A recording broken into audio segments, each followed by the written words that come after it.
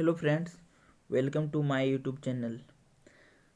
आज हम लेकर आए हैं पेपर 7 एमएससी सेमेस्टर 2 का कुछ महत्वपूर्ण टॉपिक, ठीक है, यानी बेसिक। मैं पहले आप लोगों को बता दूं, यह वीडियो उनके लिए है जिन्होंने क्लासेस बहुत कम की है या नहीं की है, या जिन्होंने की है और उनका कॉन्सेप्ट क्लियर नहीं हुआ है। यह वीडियोज उनके लिए नहीं है जो इंटेलिजेंट हैं। कृपया वो वीडियो को ना देखें, मैं आपसे गुजारिश करता हूँ, ठीक है ना। मैं भी कोई इंटेलिजेंट आदमी नहीं हूँ, बशर्ते मुझे जो टॉपिक अच्छे से समझ में आई है, मैं ये सोच रहा हूँ कि मेरे थ्रू जो ये टॉपिक उन मेरे दोस्तों को समझ में नहीं आई है, उनको भी अच्छे से समझ में आ जाए, यही मैं चाहता हूँ, ठीक है ना।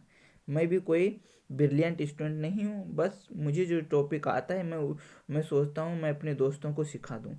सेमेस्टर 1 में भी मैंने एक वीडियोज़ बनाई थी जॉर्डन कैनोनिकल फॉर्म पर, तो जिनको नहीं आ रहा था वो देखे और हमको बताया कि हाँ हमको समझ में आया, आपके वीडियो से ही समझे। तो इस कारण मैं इस पेपर का भी जो हमको कॉन्सेप्ट क्लियर है, मैं आप लोगों को भी उनको समझाने का प्रयास करूँगा।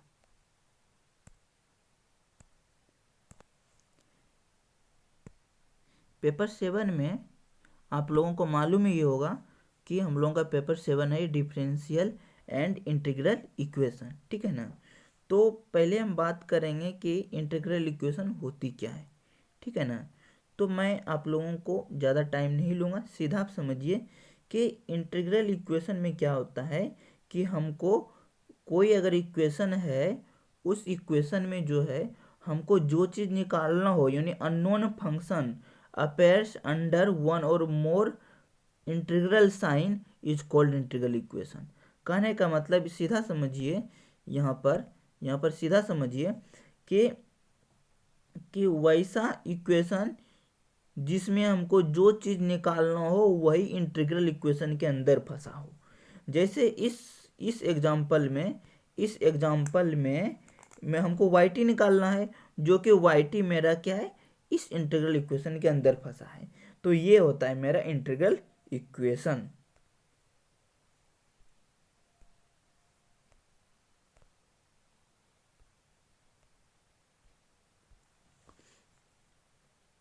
दूसरा एग्जाम्पल देखिए, जैसे इस टाइप के एग्जाम्पल रहे, तो यहाँ पर हमको वाई टी निकालना होता है और वाई टी मेरा इंटीग्रेशन के अंदर फंसा है, ठीक है ना। तो वैसे तो इस तरीके के इक्वेशन को हम लोग इंटीग्रल इक्वेशन कहेंगे, ठीक है ना। डिफिनेशन भी देख लीजिए, क्या है मेरा डिफिनेशन।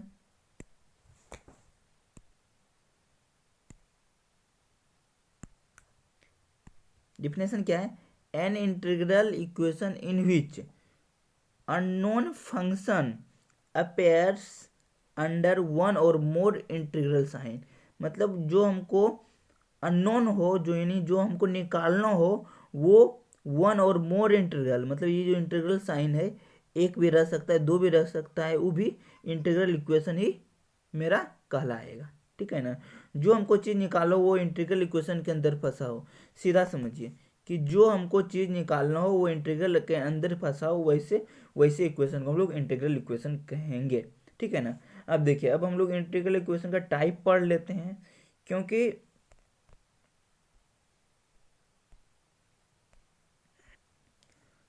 क्योंकि हम लोगों का बेसिक जो है ना वीक रहता है। हम लोग बेसिक पर ध्यान नहीं देते हैं, डायरेक्ट क्वेश्चन बनाना शुरू कर देते हैं, जिसके कारण मेरा बेसिक तो क्लियर हो पाता नहीं है। उसके कारण हमको प्रश्न यानी क्वेश्चन सॉल्व होने में परेशानी होती है, करने में परेशानी होती है।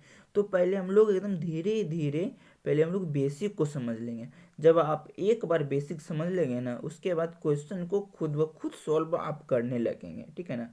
मैं इस वीडियो या नेक्स्ट वीडियो जो बनेगा, 1 2 वीडियो 3 वीडियो बनेगा, उसमें मैं आपको जो क्वेश्चन हम लोगों का पूछा गया है यूनिवर्सिटी एग्जाम में, वो क्वेश्चन भी मैं इस वीडियो में बनाकर आप लोगों को लाऊंगा और दिखाऊंगा, ठीक है ना, दिखाऊंगा। चलिए हम लोग आगे बढ़ते हैं। नेक्स्ट है मेरा कि इंटीग्रल लीनियर इंटीग्रल इक्वेशन किसको कहते हैं, ठीक है ना। लीनियर इंटीग्रल इक्वेशन, देखिए पहली बात तो है कि मेरा लीनियर इंटीग्रल इक्वेशन जो है वो इस फॉर्म का होता है। देखिए आप याद कर लीजिए, ठीक है ना, ये इस फॉर्म का होता है, ठीक है ना, ठीक है। और उसमें जो होता है के एक्स टी मेरा कहाँ है, यहाँ ये के एक्स टी इंटीग्रेशन के अंदर है। यानी के एक्स टी मतलब क्या होने का मतलब है, इसमें जो है ना के एक्स टी कहने का मतलब ये है कि मेरा फंक्शन जो होगा वो एक्स और टी के टर्म का होगा। फंक्शन मेरा क्या होगा, एक्स और टी के टर्म का होगा, ठीक है ना। और इस एक्स टी को कहते हैं कर्नल ऑफ इंटीग्रल इक्वेशन, ठीक है ना। इस एक्स टी को कहते हैं कर्नल ऑफ इंटीग्रल इक्वेशन, ठीक है ना। और लेमडा जो होता है वो होता है कि non zero real complex number, मतलब लेमडा होगा मेरा नन जीरो भी हो सकता है, नन जीरो होगा, जीरो नहीं होगा, वो मेरा जीरो होगा तो फिर तो ये यहाँ लेमडा जीरो हो गया तो ये जीरो से मल्टीप्लाई करेंगे तो ये पूरा जीरो हो गया, तो मेरा इंटीग्रल इक्वेशन रहा ही नहीं, यही कहा गया है। लेमडा जो मेरा होगा वो क्या होगा, मेरा वो नन जीरो होगा और रियल होगा या कॉम्प्लेक्स भी हो सकता है, ठीक है ना। अब देखिए अब ये लीनियर क्यों है, देखिए अब लीनियर ये क्यों है, ये भी बात सोचने वाली बात है, ये लीनियर आखिर में क्यों है। अब देखिए यहाँ से, अभी देखिए यहाँ से वाई टी का यहाँ पर पावर कितना है आप बताइए, आप बोलिएगा वन है, तो वन है तो लीनियर है। आप फिर बोलिएगा अगर टू रहेगा तो क्या रहेगा, तो टू अगर हो जाएगा तो वो नन लीनियर हो जाएगा। अब यहाँ से देखिए नन लीनियर का, अब देखिए नन लीनियर में क्या है कि अगर वाई टी का पावर दो या दो से अधिक हो जाए, दो या दो से अधिक हो जाए तो वो नन लीनियर कहलाएगा, ठीक है ना, नन लीनियर कहलाएगा। क्लियर। और ये हम लोगों को पढ़ना नहीं है, हम लोगों को पढ़ना क्या है, वो हम लोगों को लीनियर ही पढ़ना है, ठीक है ना, हम लोगों को लीनियर ही पढ़ना है।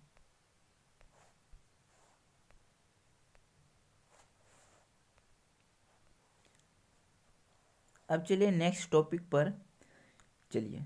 मेरा जो लीनियर इंटीग्रल इक्वेशन जो होता है वो इस फॉर्म का होता है, ठीक है ना। देख लीजिए ये वाला फॉर्म आप याद कर लीजिए कि आपका लीनियर इंटीग्रल इक्वेशन जो है वो इस फॉर्म का होगा। Very good. Linear integral equation जो है वो इस फॉर्म का होगा, ठीक है ना, इसी फॉर्म का होता है। तो अब देखिए अगर आपका जी एक्स जीरो हो जाए, जी एक्स होने का मतलब है कि अगर आपका ये वाला जीरो हो जाए तो इस टाइप का फंक्शन बनेगा। देख लीजिए जीरो हो गया तो जीरो रखेंगे तो पूरा जीरो हो जाएगा, तो इस टाइप का फंक्शन बनेगा।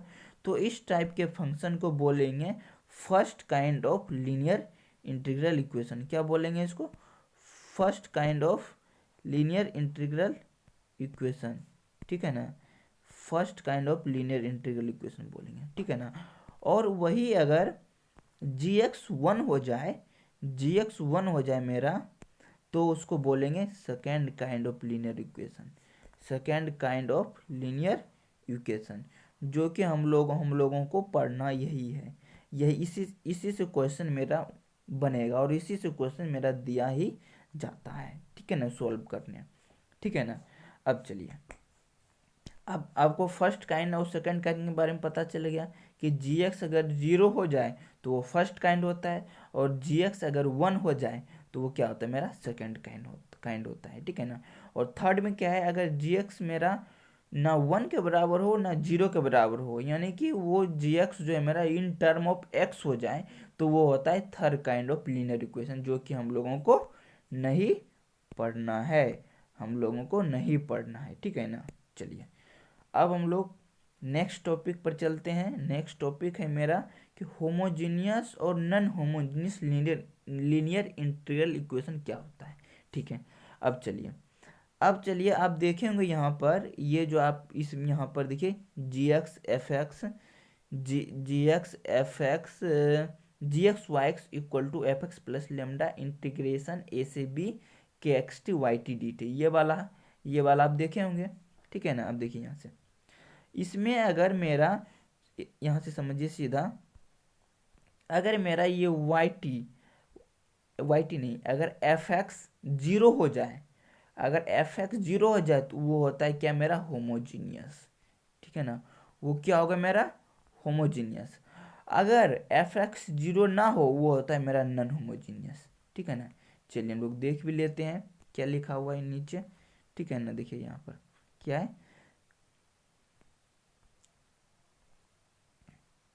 अगर एफ एक्स जीरो हो जाए तो अब अगर एफ एक्स जीरो हो जाए तो मेरा फंक्शन इस टाइप का होगा, इस टाइप का, और इस टाइप के फंक्शन को क्या कहेंगे हम लोग, होमोजीनियस लीनियर इंटीग्रल इक्वेशन,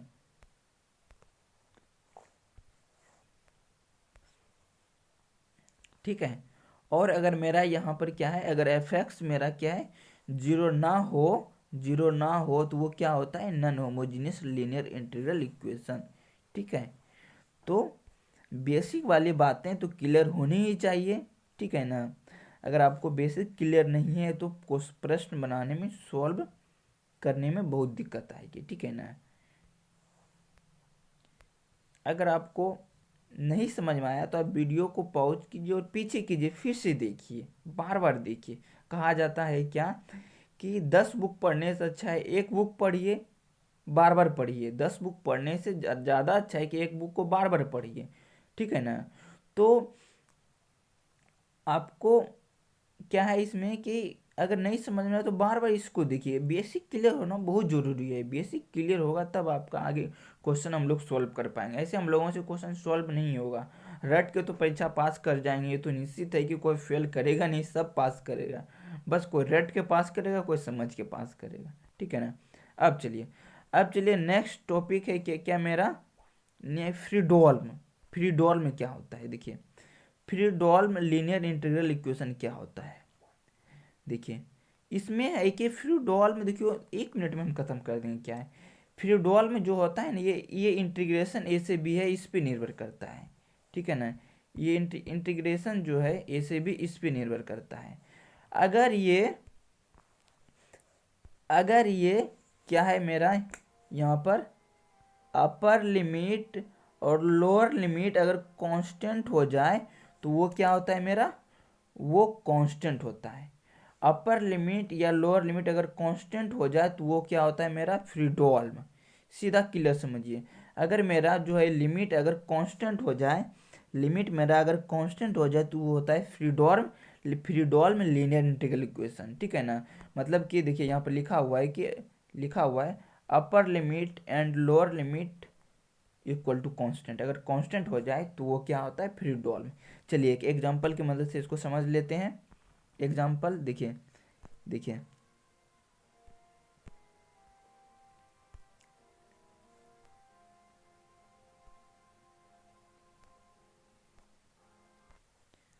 देखिए यहाँ इस एग्जांपल में देखिए क्या है, ये है। अब देखिए इस एग्जांपल में आपको कांस्टेंट क्या देख रहा है, इंटीग्रेशन का लिमिट क्या दिख रहा है 1 और 2, यानी कि 1 कांस्टेंट है 2 कांस्टेंट है, ठीक है ना, कांस्टेंट ही है। तो इसको कहेंगे क्या, ये फ्रीडोल्म लीनियर इंटीग्रल इक्वेशन है, ठीक है ना। अब देखिए यहाँ पर आप इस इंटीग्रल इक्वेशन में देख रहे होंगे कि आपका जी एक्स भी 1 है। जी एक्स मेरा क्या रहता है, ये वाई एक्स के साथ जो गुणा रहता है। एक चीज़ याद रखिएगा, एक चीज़ आप याद रखिएगा यहाँ पर कि वाई एक्स इक्वल टू हम लोग वाई लिख सकते हैं। इसको हम लोग क्या करेंगे, वाई हम लोग लिख सकते हैं, ठीक है ना। तो वही लिखा हुआ है। अगर अगर यहाँ पे क्या है मेरा कि वाई एक्स का जो कोफिशिएंट जी एक्स रहता था, और उसके बाद क्या रहता था मेरा एफ एक्स जो है, एफ एक्स अगर मेरा जीरो ना हो, एफ एक्स अगर जीरो ना हो वो क्या होता है नॉन होमोजीनियस। और एफ एक्स अगर जीरो हो जाए तो वो जीरो हो जाए तो वो क्या होता है होमोजीनियस, ठीक है। देखिए एफ एक्स मेरा क्या हो गया, ये एक्स स्क्वायर हो गया, एक्स स्क्वायर। तो एक्स स्क्वायर तो जीरो है ही नहीं, तो ये क्या हो गया मेरा नॉन होमोजीनियस हो गया। और यहाँ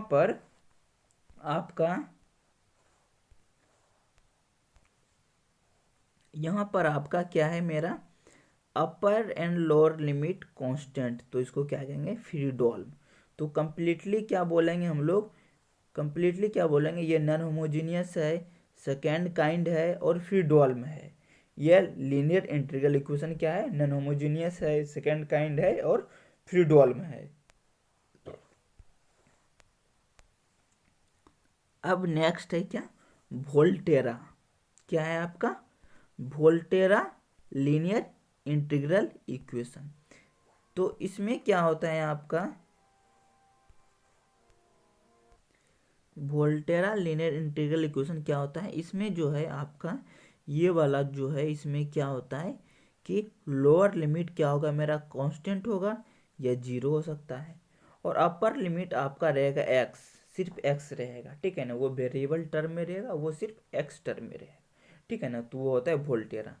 तो फ्रीडोल में क्या होता है, फ्रीडोल में होता है आपका ये लिमिट जो है वो कांस्टेंट होता है, दोनों कांस्टेंट होता है, और वोल्टेरा में क्या होता है आपका एक कांस्टेंट होता है और एक क्या होता है वेरिएबल यानी एक्स होता है।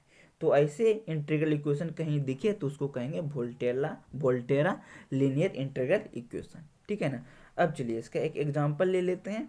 एग्जांपल ले लिए, एग्जांपल क्या है, वाई एक्स इक्वल टू, ये वाला एग्जांपल है, ठीक है ना। एग्जांपल में देखिए पहले सेकेंड काइंड कैसे हुआ कि वाई एक्स का जो कोफिशिएंट है वो 1 है, तो क्या हो गया, ये सेकेंड काइंड हो गया।